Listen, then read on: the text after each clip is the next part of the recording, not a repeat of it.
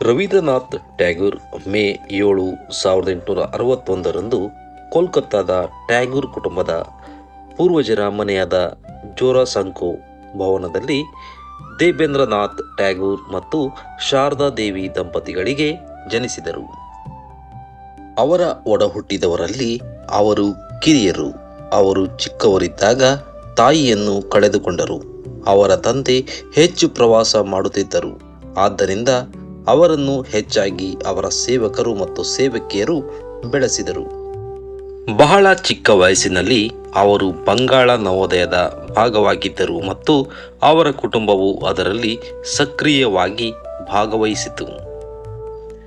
8ನೇ ವಯಸ್ಸಿನಲ್ಲಿ ಅವರು ಕವಿತೆಗಳನ್ನು ಬರೆಯಲು ಪ್ರಾರಂಭಿಸಿದರು ಮತ್ತು 16ನೇ ವಯಸ್ಸಿನಲ್ಲಿ ಅವರು ಕಲಾಕೃತಿಗಳನ್ನು ರಚಿಸಲು ಪ್ರಾರಂಭಿಸಿದರು ಮತ್ತು ಭಾನುಸಿಂಹ ಎಂಬ ಕಾವ್ಯನಾಮದಲ್ಲಿ ತಮ್ಮ ಕವಿತೆಗಳನ್ನು ಪ್ರಕಟಿಸಲು ಪ್ರಾರಂಭಿಸಿದರು.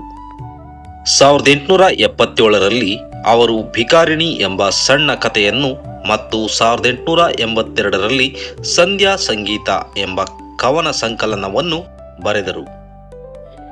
ಅವರು ಕಾಳಿದಾಸನ ಶಾಸ್ತ್ರೀಯ ಕಾವ್ಯಗಳಿಂದ ಪ್ರಭಾವಿತರಾಗಿ ತಮ್ಮದೇ ಆದ ಶಾಸ್ತ್ರೀಯ ಕಾವ್ಯಗಳನ್ನು ಬರೆಯಲು ಪ್ರಾರಂಭಿಸಿದರು. ಅವರ ಸಹೋದರಿ ಸ್ವರ್ಣಕುಮಾರಿ ಪ್ರಸಿದ್ಧ ಕಾದಂಬರಿಕಾರರಾಗಿದ್ದರು. 1873ರಲ್ಲಿ ಅವರು ತಮ್ಮ ತಂದೆಯೊಂದಿಗೆ ಹಲವಾರು ತಿಂಗಳುಗಳ ಕಾಲ ಪ್ರವಾಸ ಮಾಡಿ ಹಲವಾರು ವಿಷಯಗಳ ಬಗ್ಗೆ ಜ್ಞಾನವನ್ನು ಪಡೆದರು. ಅವರು ಅಮೃತಸರದಲ್ಲಿದ್ದಾಗ ಸಿಖ್ ಧರ್ಮವನ್ನು ಕಲಿತರು ಮತ್ತು ಸುಮಾರು 6 ಕವಿತೆಗಳು ಮತ್ತು ಧರ್ಮದ ಕುರಿತು ಅನೇಕ ಲೇಖನಗಳನ್ನು ಬರೆದರು. ಅವರ ಸಾಂಪ್ರದಾಯಿಕ ಶಿಕ್ಷಣವು ಇಂಗ್ಲೆಂಡ್ನ ಪೂರ್ವ ಸಸೆಕ್ಸ್ನ ಬ್ರೈಟನ್ನಲ್ಲಿ ಸಾರ್ವಜನಿಕ ಶಾಲೆಯಲ್ಲಿ ಪ್ರಾರಂಭವಾಯಿತು.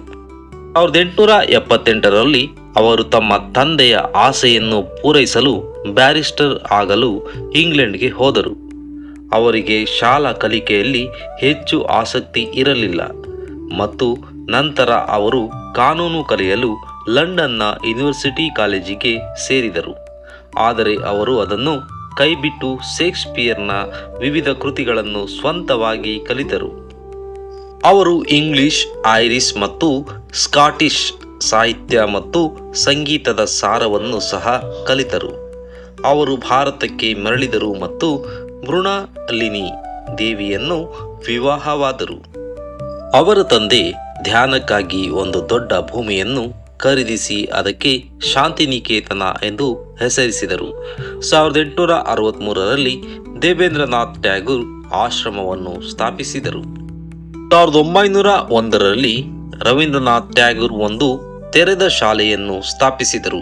ಇದು ಅಮೃತ ಶಿಲೆಯ ನೆಲಹಾಸನ್ನು ಹೊಂದಿರುವ ಪ್ರಾರ್ಥನಾ ಮಂದಿರವಾಗಿತ್ತು ಮತ್ತು ಅದನ್ನು ಮಂದಿರ ಎಂದು ಹೆಸರಿಸಲಾಯಿತು. ಇದನ್ನು ಪಥಭವನ ಎಂದು ಹೆಸರಿಸಲಾಯಿತು ಮತ್ತು ಕೇವಲ 5 ವಿದ್ಯಾರ್ಥಿಗಳೊಂದಿಗೆ ಪ್ರಾರಂಭಿಸಲಾಯಿತು. ಇಲ್ಲಿ ತರಗತಿಗಳು ಮರಗಳ ಕೆಳಗೆ ನಡೆಯುತ್ತಿದ್ದವು ಮತ್ತು ಸಾಂಪ್ರದಾಯಿಕ ಗುರು-ಶಿಷ್ಯ ಬೋಧನಾ ವಿಧಾನವನ್ನು ಅನುಸರಿಸುತ್ತಿದ್ದರು. ಈ ಬೋಧನಾ ಪ್ರವೃತ್ತಿಯು ಪ್ರಾಚೀನ ಬೋಧನಾ ವಿಧಾನವನ್ನು ಪುನರುಜ್ಜೀವನಗೊಳಿಸಿತು. ಇದು ಆಧುನೀಕೃತ ವಿಧಾನಕ್ಕೆ ಹೋಲಿಸಿದರೆ ಪ್ರಯೋಜನಕಾರಿ ಎಂದು ಸಾಬೀತಾಯಿತು. ದುರದೃಷ್ಟವಶಾತ್ ಅವರ ಪತ್ನಿ ಮತ್ತು 2 ಮಕ್ಕಳು ನಿಧನರಾದರು ಮತ್ತು ಅವರು ಒಂಟಿಯಾಗಿದ್ದರು. ಆ ಸಮಯದಲ್ಲಿ ಅವರು ತುಂಬಾ ತೊಂದರೆಗೀಡಾದರು. ಈ ಮಧ್ಯೆ ಅವರ ಕೃತಿಗಳು ಬೆಳೆಯಲು ಪ್ರಾರಂಭಿಸಿದವು ಮತ್ತು ಬಂಗಾಳಿ ಮತ್ತು ವಿದೇಶಿ ಓದುಗರಲ್ಲಿ ಹೆಚ್ಚು ಜನಪ್ರಿಯವಾದವು. 1913ರಲ್ಲಿ ಅವರು ಮನ್ನಣೆಯನ್ನು ಪಡೆದರು. ಸಾಹಿತ್ಯದಲ್ಲಿ ಪ್ರತಿಷ್ಠಿತ ನೊಬೆಲ್ ಪ್ರಶಸ್ತಿಯನ್ನು ಪಡೆದರು ಮತ್ತು ಏಷ್ಯಾದ ಮೊದಲ ನೊಬೆಲ್ ಪ್ರಶಸ್ತಿ ವಿಜೇತರಾದರು.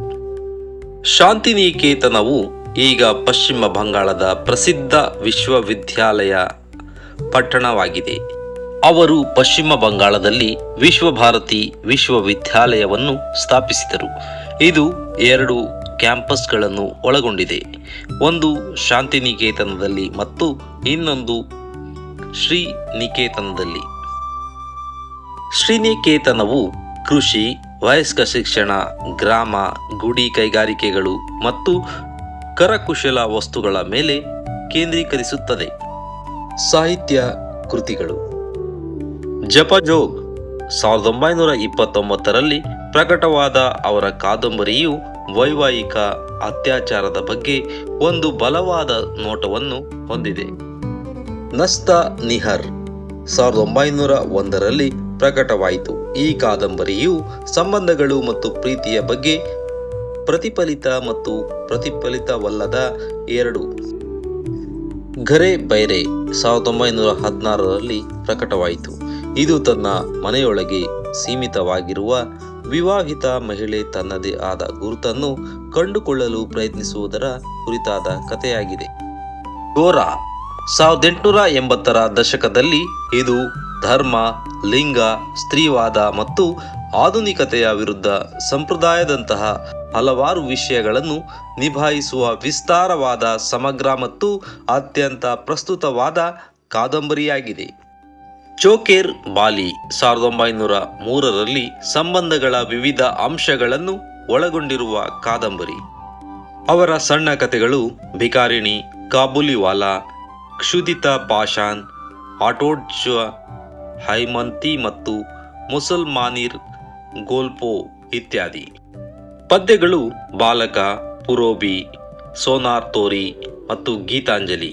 ನಿಸ್ಸಂದೇಹವಾಗಿ ಅವರು ಬಂಗಾಳಿ ಸಾಹಿತ್ಯದ ಆಯಾಮಗಳನ್ನು ಈ ಹಿಂದೆ ನೋಡಿದಂತೆ ಬದಲಾಯಿಸಿದ್ದಾರೆ.